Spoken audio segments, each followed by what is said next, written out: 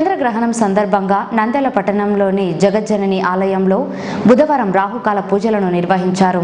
జిల్లాలోని పలు ప్రాంతాల నుంచి వచ్చిన వేలాది మంది భక్తులు రాహుకాల పూజల్లో పాల్గొన్నారు. నంద్యాల పట్టణంలో వెలిసిన జగజ్జనని ఆలయానికి ఎన్నో ప్రత్యేకతలు ఉన్నాయి. చంద్రగ్రహణం, సూర్యగ్రహణం ఏర్పడిన సందర్భాల్లో ఆలయాలు మూసివేయటం జరుగుతుంది. రాష్ట్రంలోని అన్ని ఆలయాలను గ్రహణాల సమయంలో మూసివేయటం జరుగుతుంది. కానీ నంద్యాల పట్టణంలోని జగజ్జనని ఆలయం, తిరుపతి సమీపంలోని శ్రీకాళహస్తి ఆలయాలు మాత్రమే తెరిచి ఉండటం జరుగుతుంది. ఈ సమయంలో ఈ రెండు ఆలయాల్లో మాత్రమే రాహుకాల పూజలను నిర్వహిస్తారు. నంద్యాల పట్టణంలోని జగజ్జనని ఆలయం కూడా రాహుకాల పూజలకు ప్రత్యేక కేంద్రంగా రాష్ట్ర వ్యాప్తంగా గుర్తింపు పొందింది. కుజదోషం, గ్రహదోషం ఉన్నవారు రాహుకాల పూజలను చేస్తే కష్టాలు తొలగిపోతాయని భక్తుల నమ్మకం. ఆ నమ్మకానికి ప్రతీకగా నిలిచింది నంద్యాల పట్టణంలోని జగజ్జనని దేవాలయం. రాహుకాల పూజల సందర్భంగా జరిగిన ప్రత్యేక పూజల్లో వేల సంఖ్యలో భక్తులు పూజల్లో పాల్గొన్నారు. అనేక ప్రాంతాల నుంచి వచ్చిన భక్తులతో ఆలయ పరిసరాలు ఇసుక వేస్తే రాలనంతగా నిండిపోయాయి. ఎటు చూసినా జగజ్జనని అమ్మవారి భక్తులే కనిపించారు.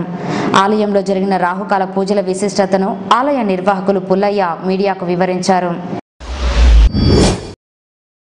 భక్తాదులకు తెలియజేసేదేమంటే ఆశ్వయుజ శుద్ధ పౌర్ణమి నాడు చంద్రగ్రహణం, ఈరోజు చంద్రగ్రహణము ఆశ్వయుజ శుద్ధ పౌర్ణమి సందర్భంగా ఈరోజు మధ్యాహ్నం 12 గంటల నుండి 1 గంట వరకు రాహుకాల సమయంలో రాహుకేతు పూజలతో పాటు చంద్రగ్రహణం పూజలు కూడా జగజ్జనని దేవాలయంలో జరపడమైనది.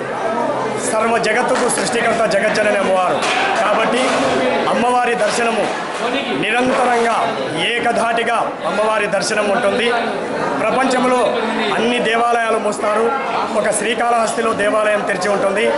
తర్వాత సృష్టికే సృష్టికర్త అమ్మలగన్న అమ్మ శ్రీ జగజ్జనని అమ్మవారి దేవాలయం నంద్యాల దివ్యక్షేత్రంలో వెలియడం వలన ఈ అమ్మవారికి ఎటువంటి ఆటంకము ఎదురు అనేటువంటిది ఈ సృష్టిలో ఉండదు. కాబట్టి ఈరోజు చంద్రగ్రహణము అయినా సరే దేవాలయ దర్శనం, అమ్మవారి దర్శనం ఉంటుంది.